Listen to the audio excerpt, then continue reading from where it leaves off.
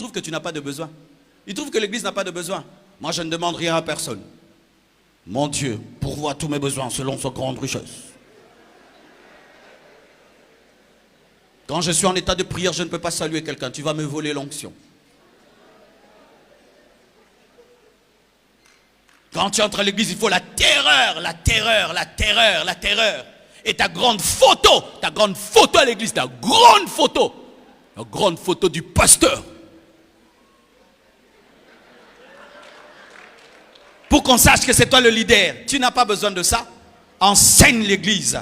Aime-les. Transforme-les par la parole de l'esprit. Tout le monde saura que tu es leader. Que tu mettes ta photo ou pas. Tu n'as pas besoin de ça. Tu n'as pas besoin de ça. Tu n'as pas besoin d'être omniprésent dans l'église pour qu'on te respecte. Si tu es roi, on te respectera. Sois un modèle. Aime-les, ils t'aimeront. L'amour s'impose.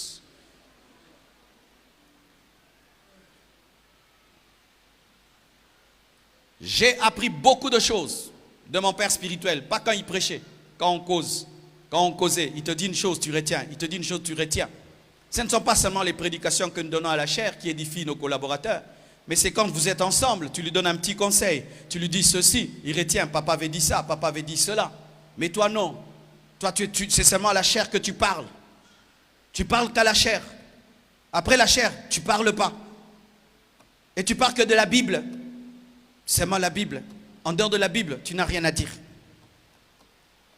Et si un jeune garçon a des problèmes sexuels, il ne peut pas te dire. Il a l'impression qu'il sera impur, tellement que tu donnes l'impression de ne pas être un humain. C'est ainsi qu'il y a des problèmes dans ton couple, il y a des problèmes dans l'église. Parce qu'un pasteur déjà, qui se comporte ainsi, il maltraite sa femme aussi.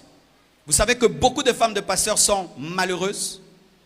Malheureuses. Parce qu'il chasse tellement les démons. Et quand il parle à sa femme comme s'il chassait un démon.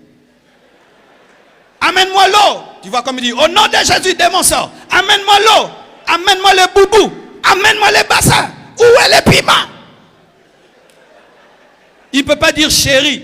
Est-ce que tu dis à ta femme chérie? Non, moi j'adore que Dieu. Oh Dieu de gloire. Mais ta femme, va là-bas. Oh Saint-Esprit, viens ici. Soyez des bons maris. Ce n'est pas parce que tu es un homme de Dieu que tu ne peux pas être romantique. Ce n'est pas parce que tu es un homme de Dieu que tu ne peux pas faire des cadeaux à ta femme. Ce n'est pas parce que tu es un homme de Dieu que tu ne peux pas jouer avec tes enfants. Ce n'est pas parce que tu es un homme de Dieu que tu ne peux pas rire avec ta femme. Isaac blaguait avec sa femme. Isaac le prophète blaguait avec sa femme. C'est comme ça qu'on a su que c'était sa femme. S'il y a des sœurs ici, avant d'épouser un pasteur, tu dois bien vérifier son équilibre. N'épousez jamais des pasteurs déséquilibrés. Mes filles, vous êtes là? Tu es célibataire? N'épouse jamais un pasteur déséquilibré. Tu vas souffrir. Il va t'amener mode prière, mode prière, mode prière. Il va jamais t'amener à Rotana. Jamais il va t'amener à Rotana manger quelque chose. Lui, c'est ma prière, l'église, l'église, l'église. Tu vas souffrir. Donnez-moi la main. Pasteur, tu finis le culte dimanche. Le soir, amène ta femme au restaurant. Toi, tu parles que la Bible, l'église, l'église, l'église, l'église. Ah, pasteur, on parle aussi, tu es belle, tu as des belles joues, tu as des beaux yeux, je t'aime. Ça aussi, ça donne l'onction. Mais lisez Cantique des Cantiques. Jésus est en train de glorifier l'église dans Cantique des Cantiques. C'est un livre spirituel, mais romantique, romantique et spirituel. Cantique des Cantiques. Mais la vie chrétienne, c'est un mariage, non? La prédication, c'est draguer, non? Quand je prêche, Jésus te drague. Oui. J'ai remarqué que les pasteurs qui sont des bons maris et des bons papas ont des grandes églises. Parce que déjà, il ne fait pas du mal à sa femme, il ne fait pas du mal à ses enfants, il ne va pas faire du mal à l'église. Mais s'il maltraite sa femme et ses enfants, il va vous maltraiter aussi. Vous savez, quand j'ai vu le pasteur allier sa femme, c'était un bon mari. Ouais. Il n'a pas besoin de me dire, hein. Je suis venu à l'aéroport, sa femme est aussi là à l'aéroport en train d'attendre ton invité. Tu sais que si elle était en colère contre toi, est-ce qu'elle allait venir? Elle va recevoir ton invité là-bas, elle va recevoir. Mais elle était là jusqu'à la fin. Et je regarde ici, elle chante ici, et elle est là-bas. Ah, maman pasteur, vous êtes humble, hein? Une maman pasteur, elle est à la chorale. D'une grande église comme ça, à la chorale.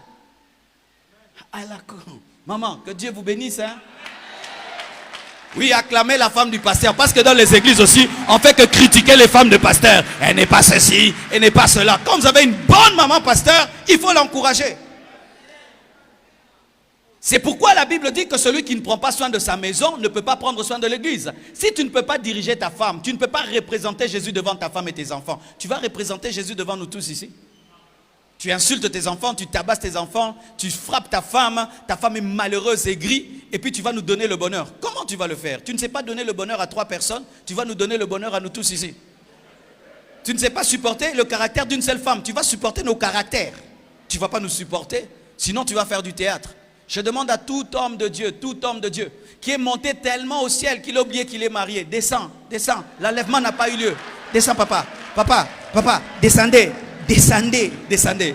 Oh, mais c'est écrit dans la Bible. Vous savez ça, non? Lorsque Moïse a divisé en deux la mer Rouge et qu'il a traversé la mer Rouge, il était là. Ah, c'était terrible. Vous avez vu la puissance. Qu'est-ce qui s'est passé? Jéthro, son beau-père, est venu. Gloire à Dieu pour le miracle. Je t'ai amené ta femme et tes enfants. C'est-à-dire, descends ici, descends. Il y a encore tes enfants. Prends ta femme, Moïse. Toi, tu parles que des miracles et des prodiges. Un bon pasteur est un bon père. La force de mon ministère, c'est mon couple. Ma femme me rend heureux. Elle me donne la paix. J'ai des enfants qui me donnent la paix. Si je te prêche là, comme j'ai prêché hier fort, je prêche maintenant fort, le soir encore fort. J'ai la paix du cœur. Mais imagine, elle repasse l'habit, elle brûle l'habit. Tu changes l'autre, elle brûle celui-là encore. Maintenant, tu portes un bazin que tu n'avais pas prévu. Tu viens à l'église maintenant. L'enfer existe, mes frères. Les femmes insoumises n'hériteront pas le royaume de Dieu. Vous pensez que le Saint-Esprit vous parle? Non, c'est la colère qui vient de la chambre. Sois un bon mari, sois une bonne femme. Alléluia. Et est-ce que je peux parler même aux femmes des pasteurs? Maman pasteur, sachez ceci, que tu peux penser que toi tu ne prêches pas là, mais tu influences beaucoup ce qui se dit là. Lorsque tu maltraites quelqu'un qui prêche, lorsque tu lui mènes une vie dure, ne t'attends pas qu'il soit au maximum dans le ministère. Et si ton mari a une grande église, il aurait une plus grande église si tu étais une bonne épouse. Apprends à mettre à l'aise ton mari. Tu sais qu'il va prêcher bientôt, tu lui amènes les dettes. Tu sais qu'il est en train de se préparer, il lit la Bible pour prêcher. C'est quand tu amènes des querelles. Tu n'es pas sorcière. Il est en plein séminaire. Et c'est quand tu décides de lui dire, j'avais des choses à te dire dans le cœur. Tu ne peux pas attendre la fin du séminaire pour révéler ce que tu as dans le cœur. Toi, c'est seulement en plein séminaire que tu as toujours des choses à dire. C'est pourquoi c'est une chose que je vais faire bientôt. Le Seigneur m'a dit que nous faisons trop de conférences pour les hommes, pasteurs, serviteurs de Dieu. Mais on ne fait pas beaucoup de séminaires pour les femmes de pasteurs. On n'enseigne pas souvent les femmes de pasteurs. On n'enseigne pas souvent les femmes qui ont un ministère. Ce qui fait qu'elles ne savent pas se comporter. Pourquoi? Depuis l'âge de 21 ans, je suis à plein temps. Je me suis marié à 30 ans. Donc pendant 9 ans, j'ai vécu seul. Et j'ai eu le temps de maîtriser le ministère. J'épouse ma femme. Elle se retrouve comme ça maintenant dans le ministère. Elle épouse un homme qui lui a des responsabilités avec Dieu, avec les fidèles. Ce n'est pas du jour au lendemain qu'elle va maîtriser ça. Il faut qu'on lui apprenne, et il faut qu'on soit patient. Mais qu'est-ce que nous attendons? Que du jour au lendemain, quelqu'un qui a vécu une vie, comme une fille qui attendait épouser un homme, oui, mais pas un serviteur de Dieu, directement qu'elle se comporte parfaitement. C'est comme un politicien. Toute ta vie, tu es dans la politique. Tu épouses une femme, et puis tu l'amènes dans le parti politique. Ce n'est pas du jour au lendemain qu'elle va maîtriser la politique. Mais des fois, nous sommes trop durs avec les femmes de pasteurs. Trop dur. Mais le pasteur, pour maîtriser ces choses, a fait 20 ans. Elle vient de l'épouser, ça fait que 2 ans. Vous voulez directement qu'elle ait le niveau de son mari. C'est injuste. Et même les maris aussi. Tu as fait 10 ans dans le ministère. Tu viens de l'épouser. Elle ne connaît pas les choses de ministère. Elle venait à l'église et s'asseyait, c'est tout. Maintenant, tu veux du coup qu'elle prie comme toi, qu'elle jeûne comme toi, qu'elle prêche comme toi, qu'elle voie les anges comme toi, qu'elle entende la voix de Dieu comme toi. Non, elle n'est pas toi. Alléluia. Ne soyez pas des pasteurs distants, ni envers vos fidèles, ni envers vos enfants, ni envers votre épouse. Un jour, un pasteur prie, il fait tomber les fidèles. Et puis, la femme le suit dans le bureau et dit, tu as fait tomber tout le monde, fais-moi aussi tomber. Parce que toi, tu me fuis tous les jours dans la chambre. Aujourd'hui, fais-moi aussi tomber. Tu as fait tomber tout le monde.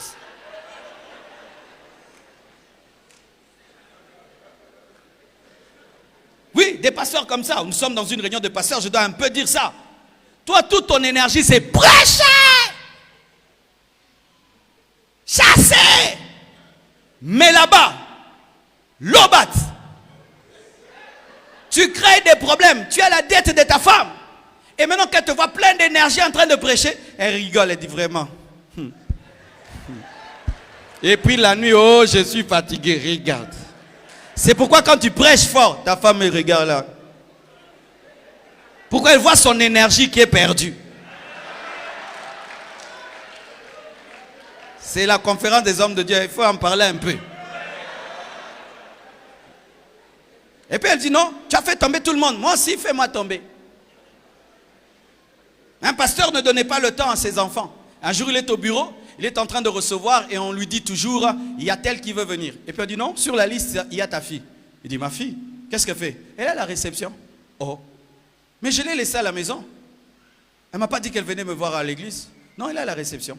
Et puis c'était le tour de sa fille entre. Elle dit, qu'est-ce que tu veux? Il dit, moi tu n'as jamais le temps pour moi, mais j'ai remarqué que tu as le temps pour tes fidèles. Je suis venu aussi que tu puisses me recevoir.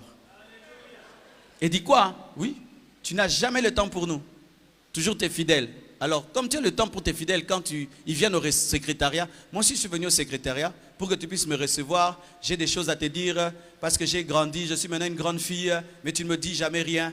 Le papa a appelé le secrétaire, il a dit, je ferme le bureau. Il a pris ça, fait dire, viens, on rentre à la maison, on va aller causer. Il s'est rendu compte qu'il avait des problèmes. Pasteur, tu causes avec les fidèles, tu leur donnes 1 heure du temps, 2 heures du temps. Tu donnes 1 heure à ta fille? Tu peux causer avec un fidèle pendant 2 heures du temps. Est-ce que tu causes avec ta femme pendant 2 heures du temps? Tu peux te retirer en prière pendant 1 semaine. Est-ce que tu peux donner à ta femme 1 semaine de vacances? Est-ce que tu vas même en vacances avec ta femme? Est-ce que tu vas en vacances avec ta femme? Est-ce que tu... Maman, est-ce qu'il vous amène en vacances? Dites, accusez-le.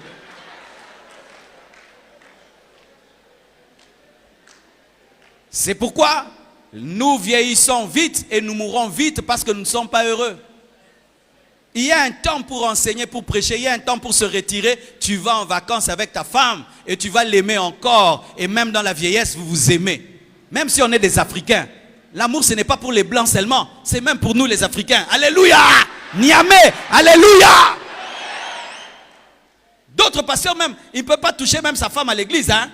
La toucher comme ça. Oh! Dans l'église, toi tu es ici, ta femme là-bas. Non! Tu ne peux pas la toucher. Non! Montre à tes fidèles que tu aimes maman pasteur. Eux aussi vont aimer leur femme. Des fois, tu t'assieds à côté d'elle, tu la touches comme ça. Ceux qui sont derrière la reçoivent l'onction. Mais il s'assied derrière moi quand je m'assieds à côté de ma femme. Et quand on dit c'est l'anniversaire de maman blanche, je la tiens comme ça. Ah, bon anniversaire chérie. Ça, le Saint-Esprit est parti. D'ailleurs, si tu peux prendre soin d'un être faible, tu peux comprendre les caprices du Saint-Esprit. Si tu peux savoir comprendre les caprices d'une femme, tu peux comprendre les caprices du Saint-Esprit. Faites très attention, hommes de Dieu. J'ai vu des grandes églises mourir parce que le pasteur a divorcé. La femme était fatiguée, elle est partie. Hein. Grande église, il négligeait son foyer, Un jour, sa femme a dit, je n'en peux plus. Elle s'en va et l'église meurt. Le pasteur ne savait pas que sa femme tenait l'église. Homme de Dieu, si vous ne savez pas, vos femmes tiennent l'église. Hein. Même si elles ne prêchent pas. Le jour que cette femme-là se tient seulement à la porte, il dit, faux pasteur, tu vas perdre la moitié des fidèles. Hein? Si seulement il commence à dire, vous entrez ici, un faux, moi je les connais, qui va douter? Moi je prends soin de ma relation avec ma femme parce que je sais que s'il y a un coup dur que Satan peut me donner, c'est au travers de ma femme. La personne qui est la plus proche de toi, c'est la personne par laquelle Dieu passe pour te bénir, mais aussi par laquelle Satan peut entrer pour te détruire. Que Dieu vous bénisse abondamment. J'aimerais prier pour tous les couples de pasteurs. Si tu es venu avec ta femme, avec ton mari, venez, je vais prier pour vous. Et si vous êtes fiancés aussi. Mais c'est connu par l'église et par les parents. Je t'aime. Et touche ta femme, touche ta femme. Tiens la main de ta femme. Alléluia. C'est ça, pasteur. Félicitations. Tu n'es pas venu avec elle, hein? Elle est restée, hein? Tu es là pour elle. Ok, elle est là en esprit. Ok, c'est pas grave. Si tu es venu seul et tu es marié, viens aussi quand même. Mais priorité à ceux qui sont venus avec leur femme et leur mari. Je t'aime. Ah, le frère est allé chercher maman pasteur.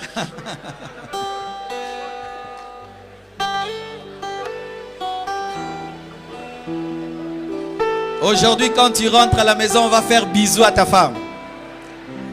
Le bisou de l'onction. Et c'est te dit pourquoi on nous a enseigné des choses là-bas. Mon âme te dit qu'elle t'aime.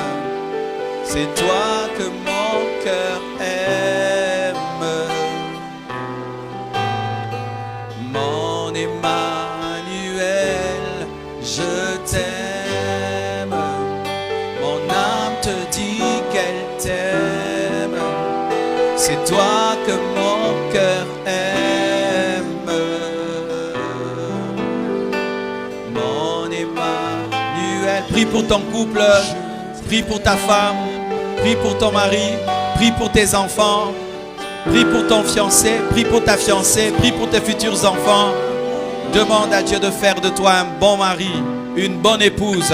Prie au nom de Jésus. Je t'aime. Mon âme te dit qu'elle t'aime. C'est toi que mon cœur aime. Mon Emmanuel, je t'aime. Mon âme te dit qu'elle t'aime.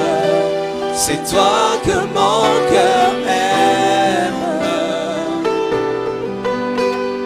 Mon Emmanuel, je t'aime, je t'aime. Mon âme te dit qu'elle t'aime. Je t'aime. C'est toi que mon cœur aime. Mon Emmanuel, mon Emmanuel, mon Emmanuel. Seigneur Jésus, bénis ce message donné aujourd'hui. Je prie que tu fasses de nous des hommes de Dieu qui exercent la discipline. Je prie que tu fasses de nous des hommes de Dieu qui sont proches des brebis. Que tu fasses de nous des hommes de Dieu qui prennent soin des agneaux et des brebis, des agneaux et des brebis.